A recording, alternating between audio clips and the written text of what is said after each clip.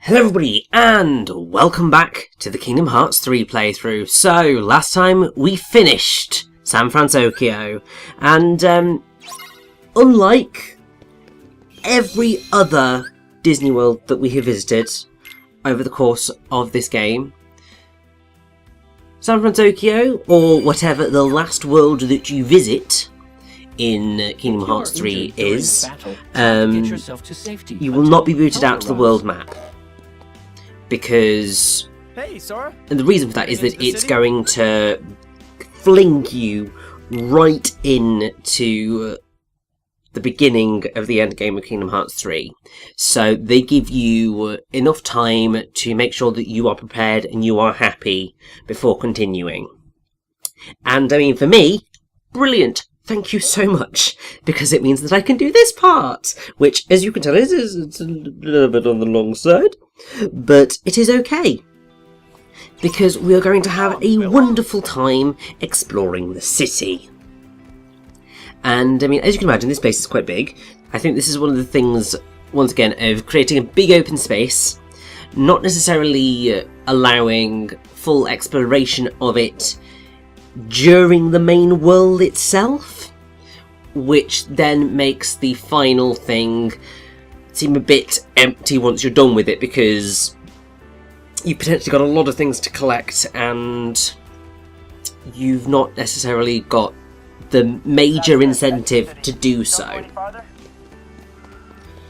which is a bit frustrating, but it's okay because these things happen, and also, really, this is the last world that we'll really be exploring like this. And also, it is all getting done in a single part. So, you're not going to be here for a ludicrously long time. I think one of the things that I did end up getting a little bit confused about is initially was trying to find treasure chests, because I think the guide that I was using primarily did it from the first mission that you do out here, and it can be a little bit difficult to place yourself in the day and in the night, considering the original run through the world takes you very much on a linear path, and there are really, you don't really get to see any of the landmarks that you would normally use to navigate a city like this. And while, I mean, that's okay, I think that it would have been helpful had they sort of allowed that little bit more flexibility in terms of that navigation, because it would have made it quite a bit simpler, I suppose, in terms of finding everything. But thankfully you can do this in sort of the quarters of the city, because you've got sort of northwest, northeast, southwest and southeast, and so you can quadrant it. That really does help. I believe there are save points in each of the quadrants, so that can prove really helpful. And what can also be helpful to you, and this is more a personal thing, I suppose, is that you can explore all of the city in the day and get, I believe, pretty much everything. I don't believe that any of the treasure chests are locked behind anything of like the day or the night system, because you can change between day and night. You just have to either go back to the garage and speak to Hiro, or you go to a save point and select an area, and then, yeah, you can just do that. Okay, so it does look like there are only two sets of save points, one in the North District, one in the South. It's fine. We can live with that. But yes, let me have a quick check on that. I know that some of the lucky emblems are locked in the night, but as I said, I can't quite remember with the treasure chests.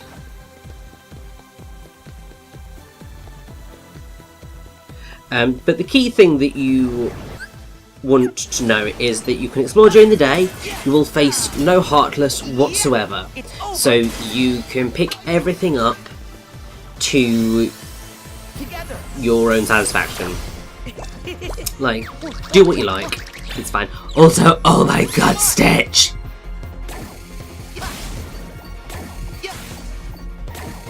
So yes, I believe that the gist with Stitch is that you have got to basically create these shapes. You can do them sort of however you like, and then you'll create sort of thundery stuff going on all within it. And that's quite fun, I like that. It's delightful. Also, that's definitely a lucky emblem if ever I've seen one.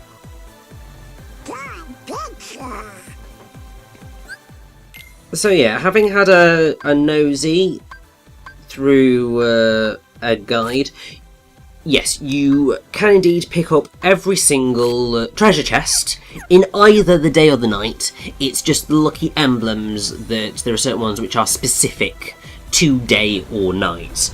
That being one that is specific to the night.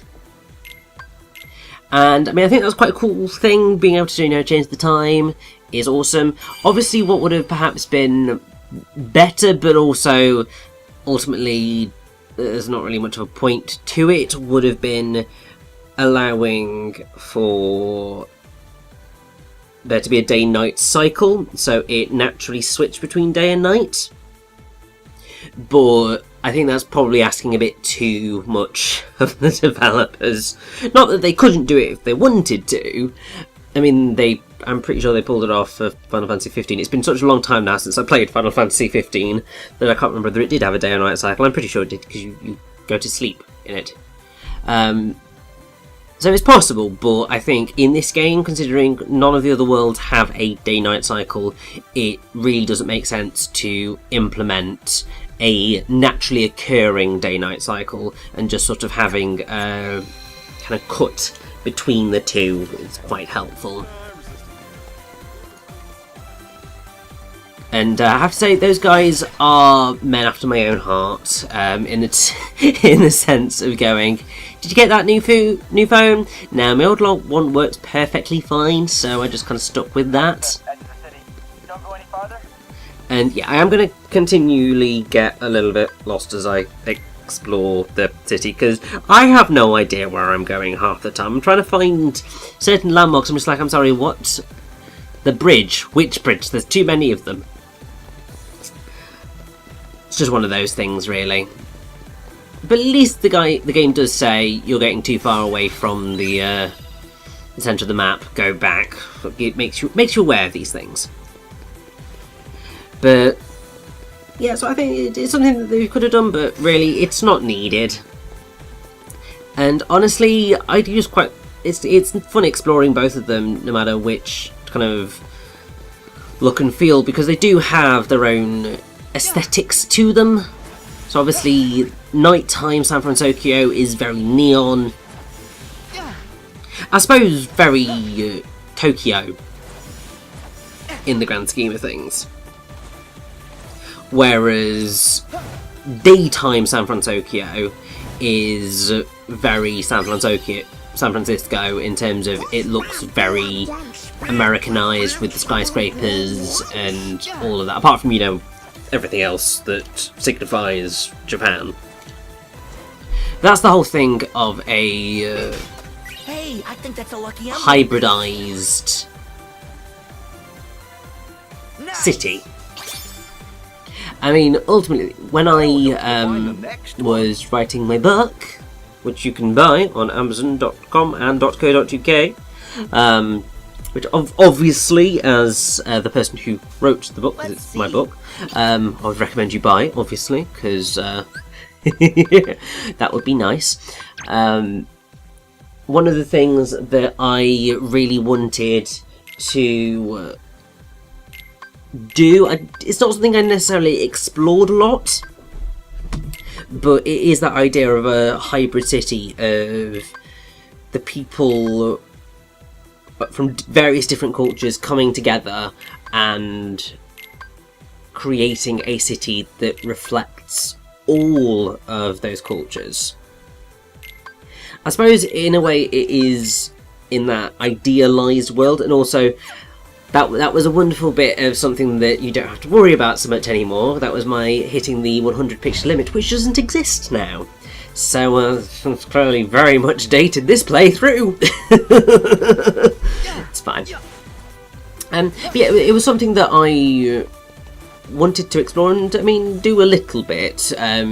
More so in the idea of merging the very medieval England approach to the fancy elements, in that, you know, the way the castle looks, the feudal structure, I suppose, the knights and the tournaments and all that jazz. It's very medieval England, but obviously a lot of the inspiration that I had for the way the world works is very much based in Japanese video games. I mean, a lot of my perspective, I suppose, on various things, the type of stories I enjoy, most of them have come out of Japan.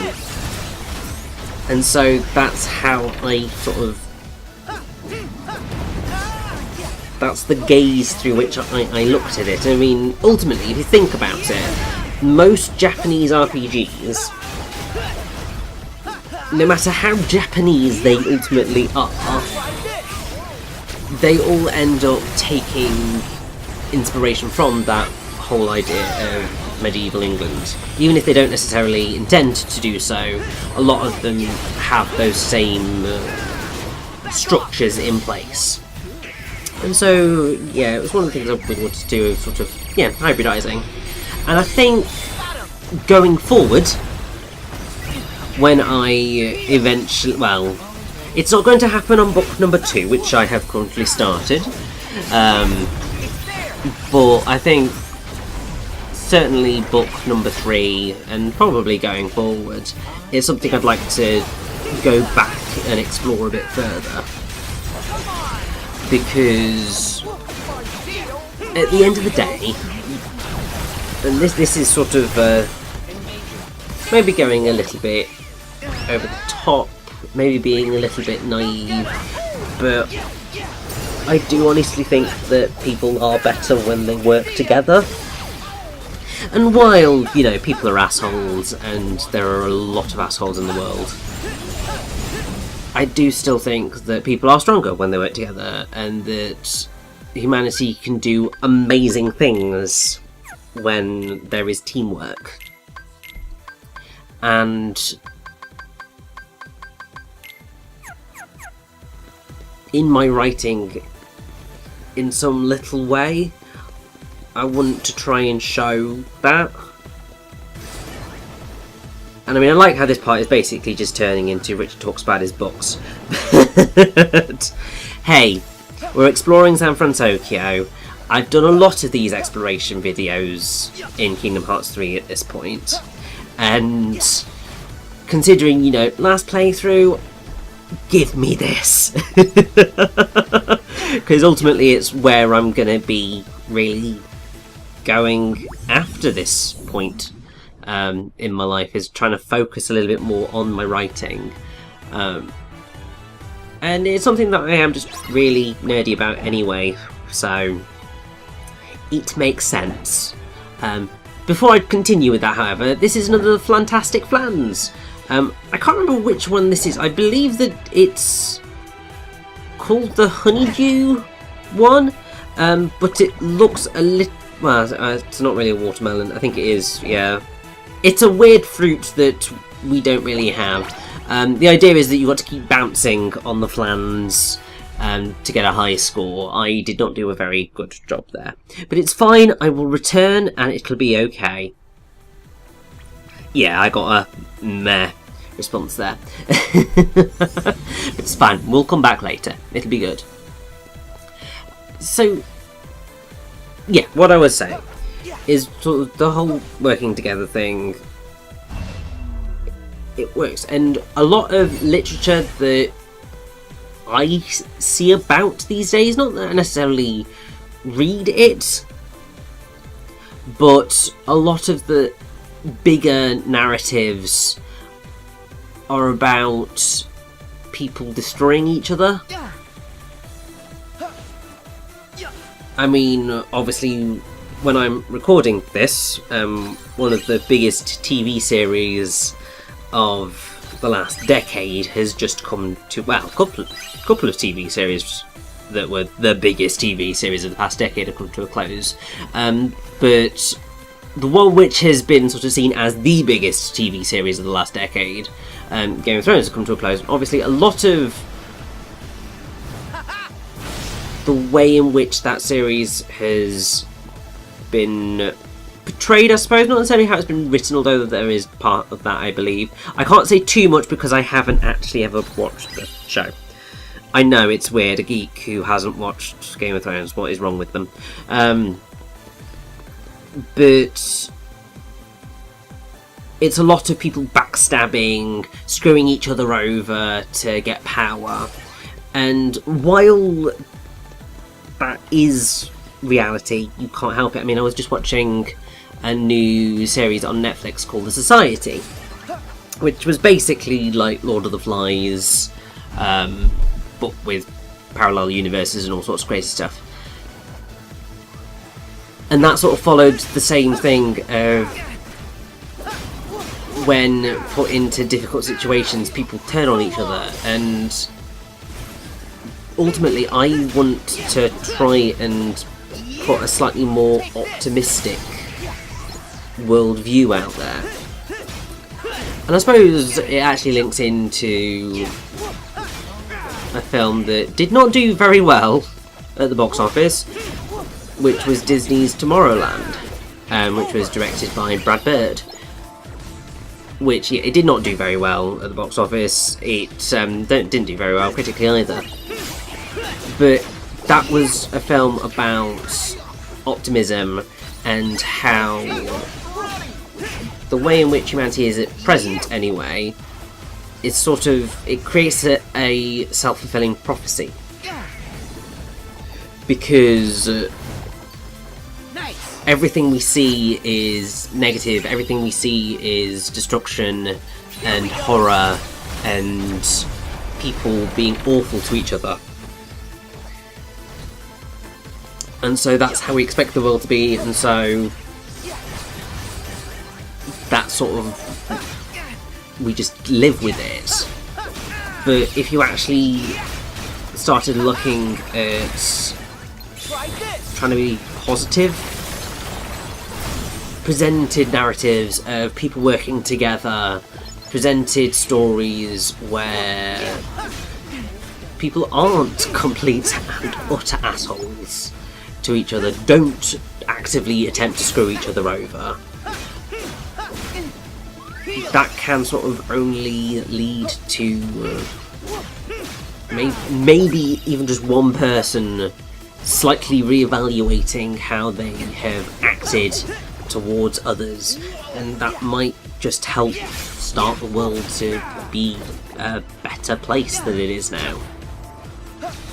As I said, it's one of those things which is very idealistic, and despite being idealistic, I'm very realistic about my idealism. One of the things I've always said, I am a mess of paradoxes. Like, I am an optimistic pessimist, or a pessimist. I suppose probably pessimistic optimist. It's probably a bit more accurate. I used to be an optimistic pessimist, but now I think I'm a pessimistic optimist. It's just something that I do feel strongly about. Also, have you noticed that we've gotten glide now? And oh my god, it's so helpful for traversing areas, like my god.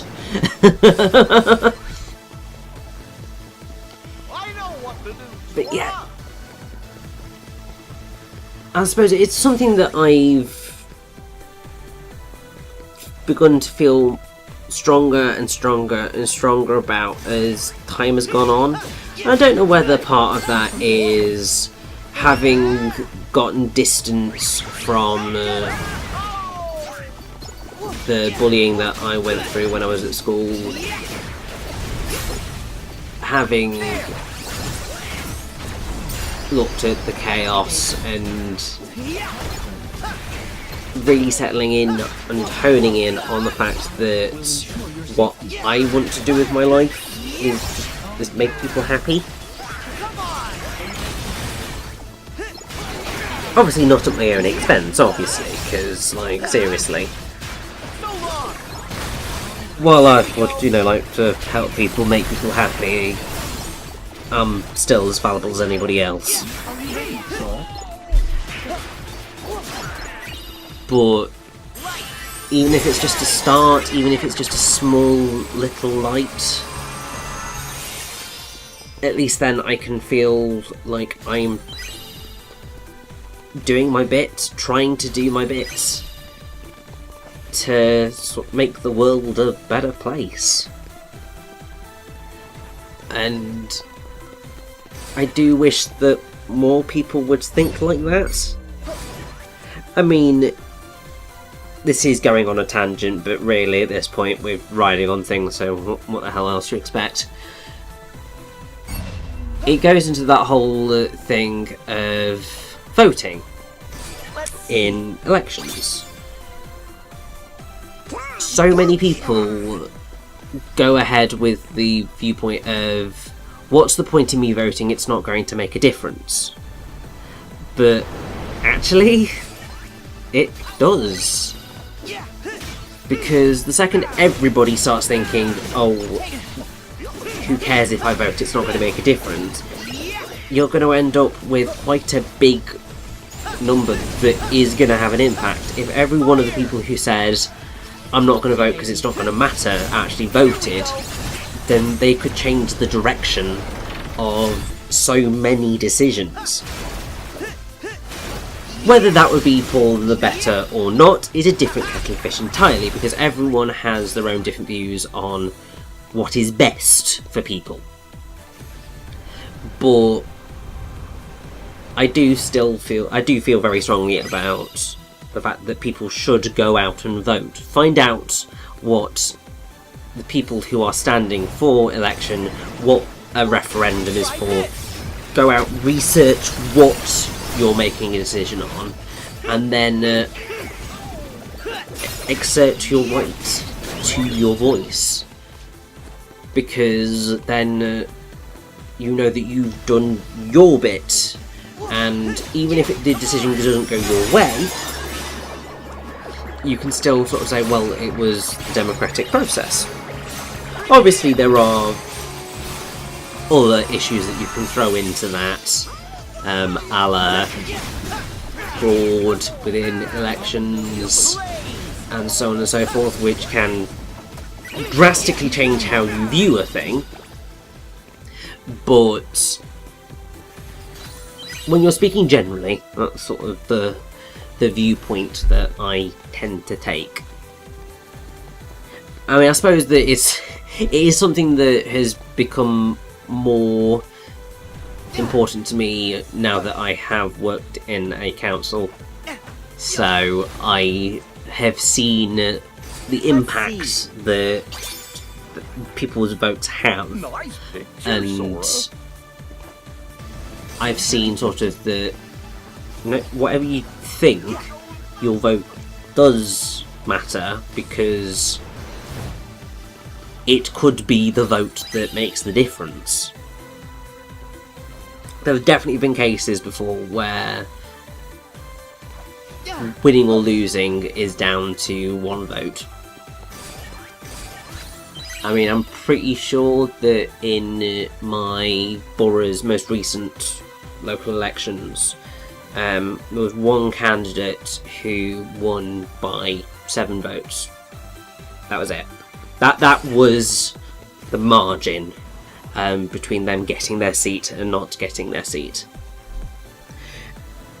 So, like, seriously, just go for it. So, I mean, that's been 2 big, hefty issues there. I feel that we've covered. I've only made it about halfway through. I wonder what other big world issues we can set to rights in the next 25 minutes. Oh, I'm a crazy bugger for doing stuff like this to myself. It's that whole thing of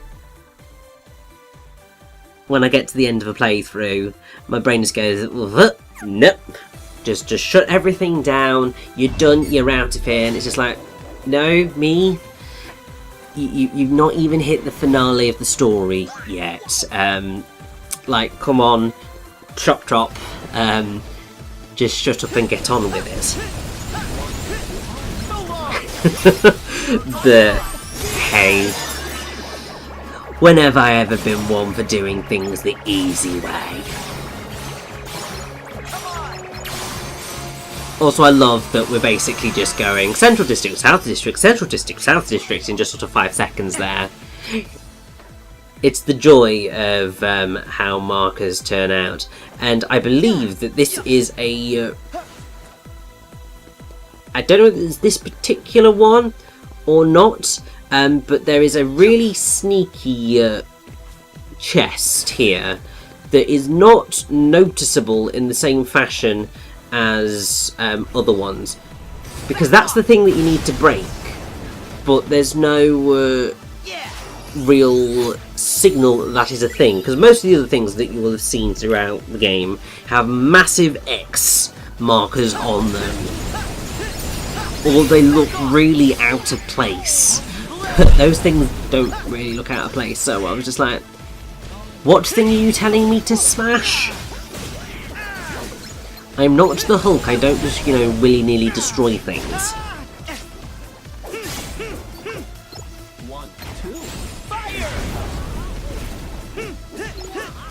Yeah, I can also just say that I really like the fact that I've now got, like, top-tier magic for basically everything. Apart from Cure. I'm still stuck with a Cura. Don't get Curaga until the next world. Or at least part way through the next world. Is it? I can't even remember anymore. I know what happens, but I can't remember exactly when I get to Curaga. But it is surprisingly late in the day. I'm used to having Curaga like by the middle of the game at this point. I bet we'll find some ingredients around here. So, it's a little bit odd. But there we go.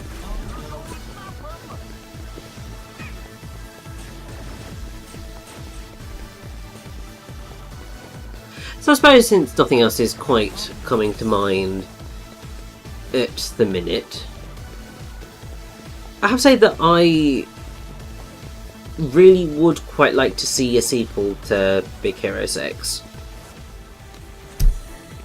In part because one of the things that's always quite exciting with any type of superhero film, superhero narrative, is that generally the first film that you do is always going to be the origin story. Always going to be the origin story.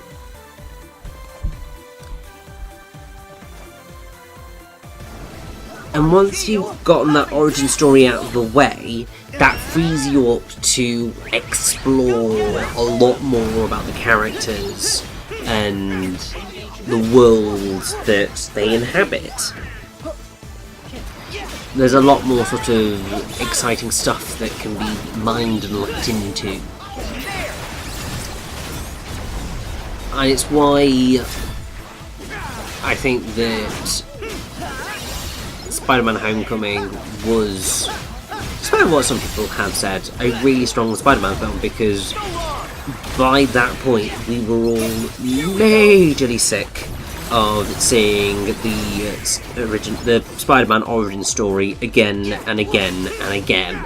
The only time that I was happy to see it was in Into the Spider-Verse, because that made sense and that was hilarious.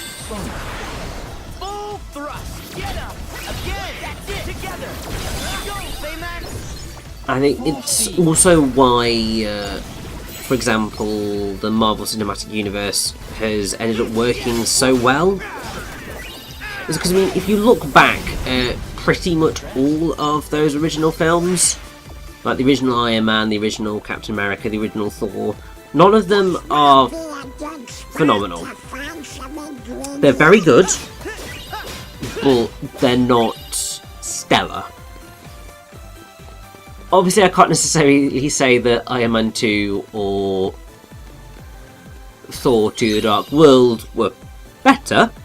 I mean, I haven't actually watched Iron Man 2, so I can't really say that at all, but the general perspective on the whole thing is that neither of the two are particularly great. But, with that said, it was around that phase that everything sort of started coming together a lot more, because introducing those characters in their original films meant that there was a lot more scope for sequels. I mean, Captain America the Winter Soldier is still one of my favourite films in the MCU. It's amazing. Then it's also why they're able to effectively just roll straight in to Avengers. It's why Avengers Age of Ultron is pretty much able to get on with it. It's why Civil War is able to get on with its narrative. It's why Infinity War is able to get on with its narrative. It's why Endgame is just able to sort of start and just go straight into it. Because everything that needs to be set up is done in one place, and then once you know what's going on, you can then explore. You're free to sort of do whatever you like. And while Big Hero 6 I think was an excellent origin story for the team, I think that there is a lot of scope to see where they grow. Obviously I know that there was the TV series that I haven't watched. Maybe I should give it a go one day. And that'll be quite fun, I think. There's a lot of TV series that I need to watch. Like, there's a lot of animated TV series that I've been very intrigued to see. I mean, I know obviously a lot of people really loved Gravity Falls. So, and with what I saw of it, I did quite enjoy it. Obviously, my good old friend Tom really desperately, majorly wants me to watch Steven Universe, and I haven't really done that yet. I know that would quite like to watch Tangled the series, would quite like to watch Big Hero 6 the series. At some point I really do need to actually finish Naruto, the original Naruto, because I got like DVDs. Didn't get, I only got up like the full collections up to series 4. But I just didn't finish watching them. So at some point I really should, you know, finish that all off. At least get to the end of that arc. I've read all the manga, so that's fine. I know what happens after the fact. But just to, you know, complete that arc would be quite nice. It's why I've stuck with The Big Bang Theory for as long as I have. Because I started watching it sort of when it originally came out, and then for the past God knows how many years now, it has been the Christmas present that my auntie and uncle have gotten me. Every single year is they've gotten me the series, originally on DVD and then obviously on Blu-ray when that became more of a thing. And so obviously I'm not going to watch the final series until that happens, so Christmas this year! So Christmas 2019 for me to actually watch all of that. So we'll see how long I can last without spoilers of what happens, although I already know one thing, because Twitter Moments is a dick. Because it really does not have a filter in terms of not telling things that you don't want to hear. So like the whole thing for that finale was something broken finally went up, and I'm just like, really? Really? You really want to drop that one on us? Because, I mean, I did have a think of going, what the hell is that? But then I was just like, oh, you just made that so ludicrously obvious. What if I didn't want to know that? They have been terrible with the Game of Thrones stuff. Like, every single episode of the final season of Game of Thrones, Twitter moments, just all of the spoilers in there. And it's just like, yeah, if you could just rephrase it slightly. I mean, really, just do a general thing. You might get away with it, but being like, oh, this character was the MVP in the last scene, in the previous episode. It's just like, yeah, thanks. Now I know that they're important. Or this shocking moment, and then a picture of a particular character. You're just like, seriously? You're letting me, or providing too much information to allow me to infer what's occurring. Let's see. I mean, I will say the spoilers without context stuff are quite fun. I would be lying if I said that they weren't at least somewhat delightful, but obviously they are primarily a thing that is more fun when you actually know what the spoilers are. There's also times when, you know, you get people who just drop them like there's no bloomin' tomorrow.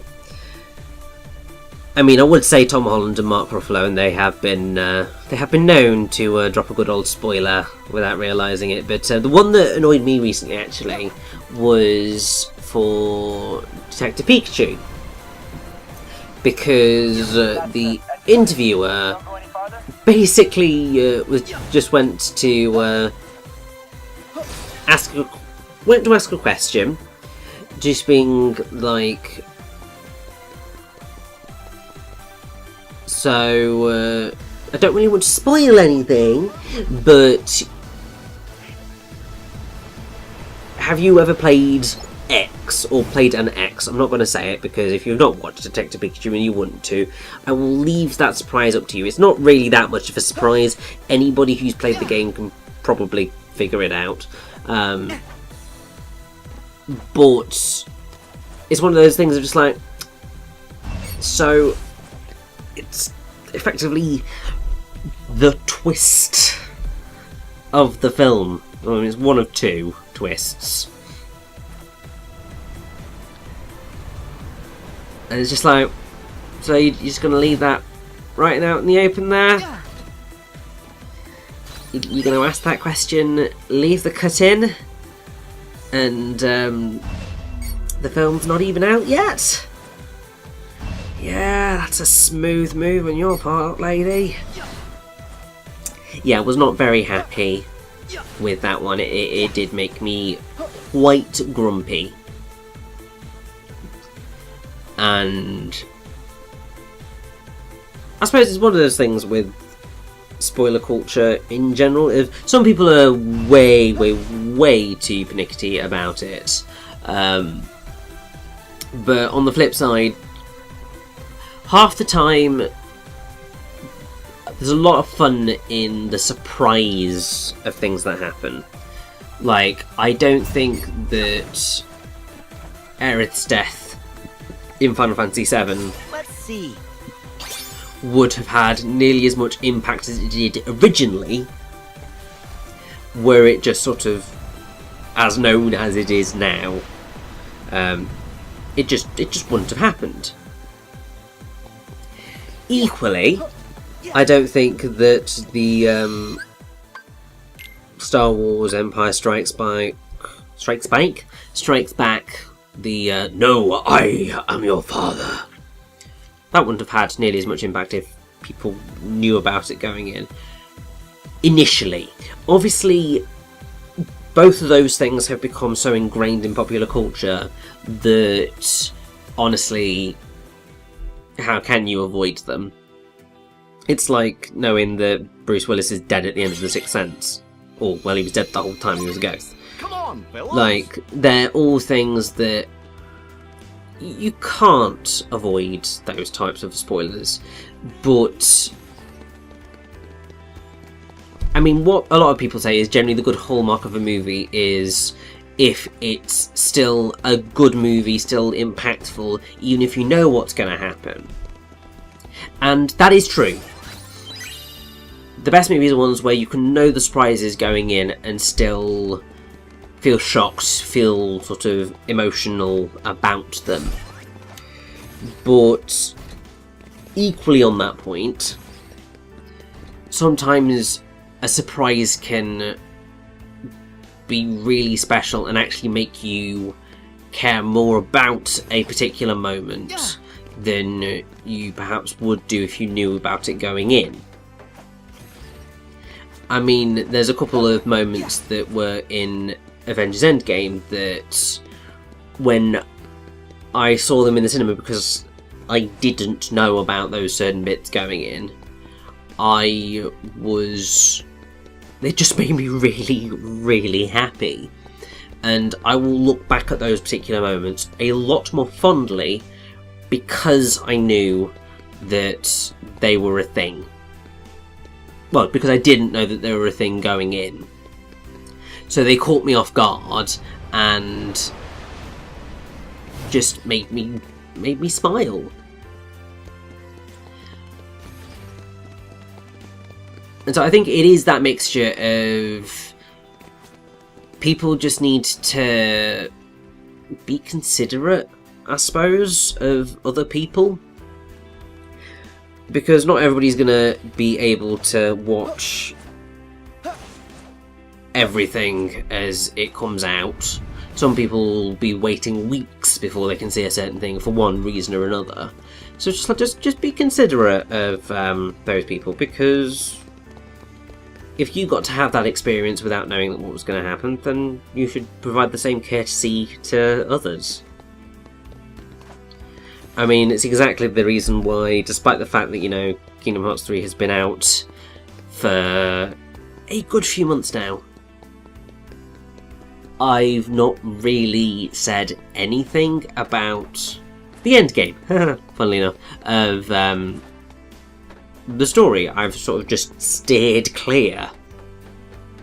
Because there will still be some people who just haven't played it yet, for one reason or another. And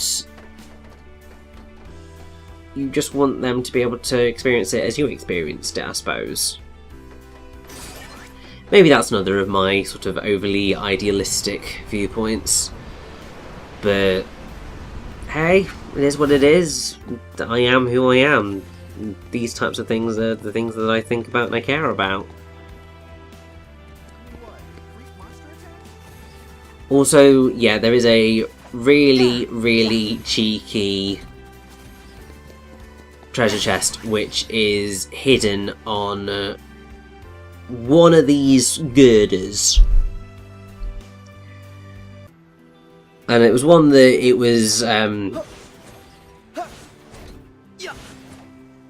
don't think I found it yet, but it was one where it told me go here, and I was just like I'm sorry, where?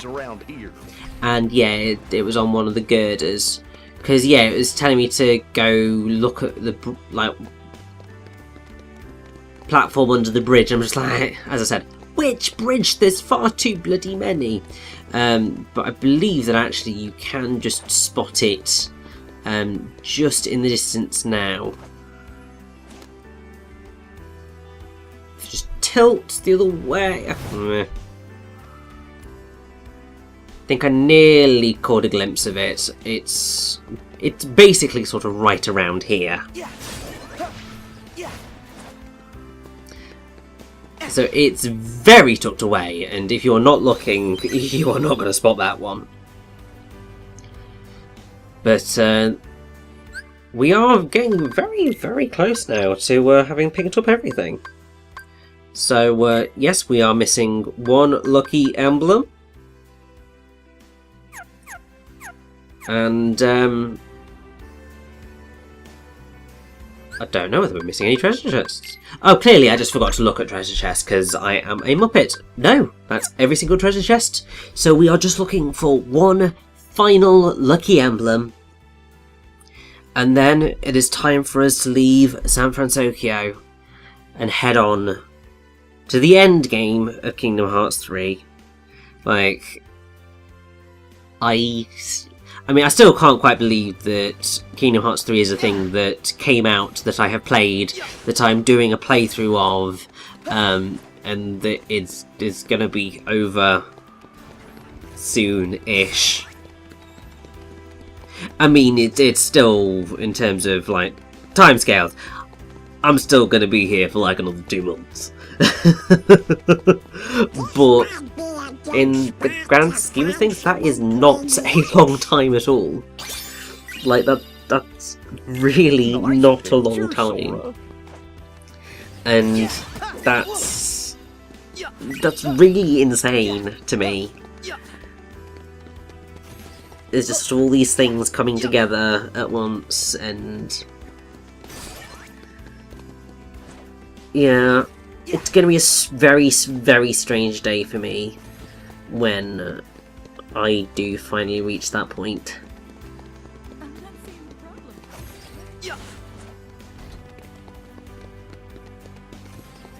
And yeah.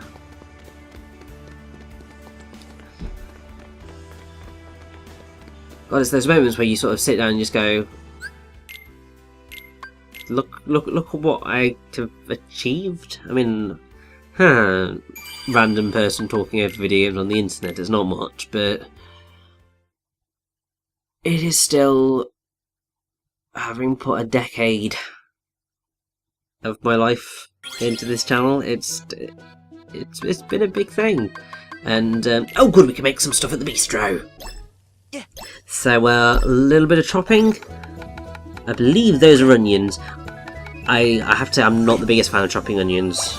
I do seem to cry every single time. I think I'm just particularly susceptible. I've tried like the spoon trick, but just it don't work. So oh, back to the salt and pepper shakers, eh? And yep, haven't gotten any better at that.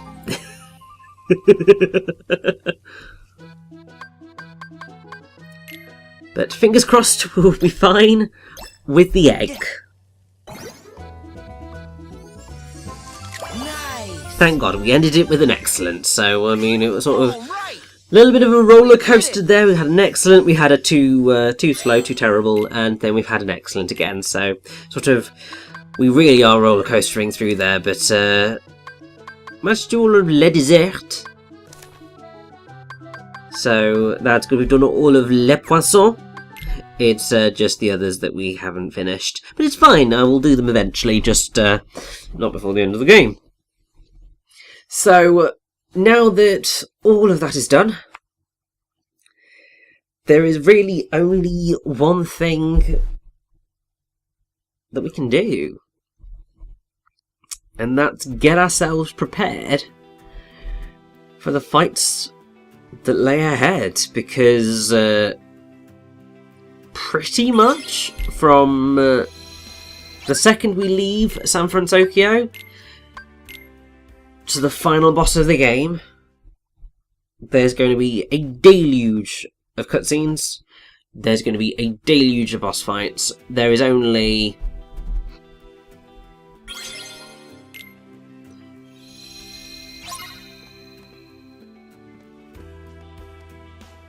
one-ish normal fight. Even then it's not a normal fight. It's basically boss fights galore from this moment until the finale, and I mean, that's crazy. I remember sort of when I got to this point I was just like, Jesus wept. It was just one after another, after another, after another, after another, and it was amazing. I loved it, but yeah, I was not expecting as many boss fights as I ended up getting. And oh, I'm so close to getting the thing that allows me to get Ultima Weapon. So close. Gosh darn it. Well, I do think that I should maybe be getting those final items maybe in the next world, so I might be okay. I might not be, but that is fine.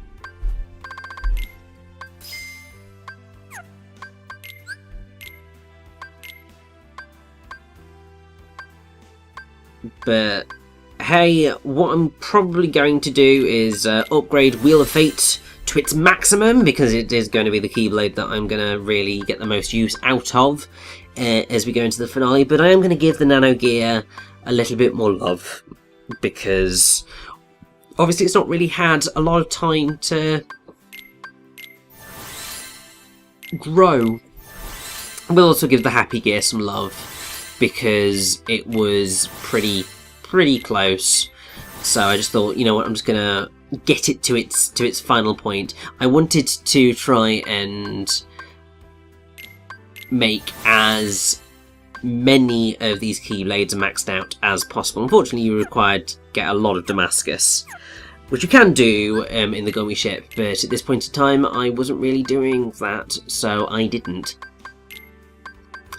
And that's fine, but yes, what you really do want to do is just make sure that you have the best equipment you have equipped to Sora.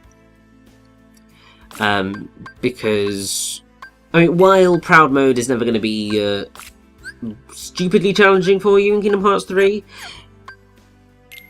there are still some challenging fights, so do just make sure to sort of give yourself the best possible chance at victory as you go forward with this.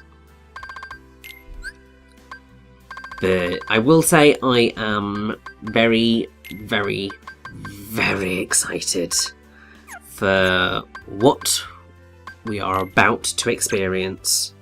So that does actually, and is actually, every single lucky emblem in the game collected. Oh yes! We beat up all of the Inverse, we've beaten up all of the others, there's just the Heartless and the Nobodies left to complete. And, yeah, we've done a very good job of wrapping up as much as we can before the finale. There'll still be a little bit further to go, obviously, but we've done a pretty good job. And, yes. Keep your eyes peeled, because next time the end game of Kingdom Hearts 3 begins, and oh my god, is it going to be epic. So let's save up. And let's head on to the finale.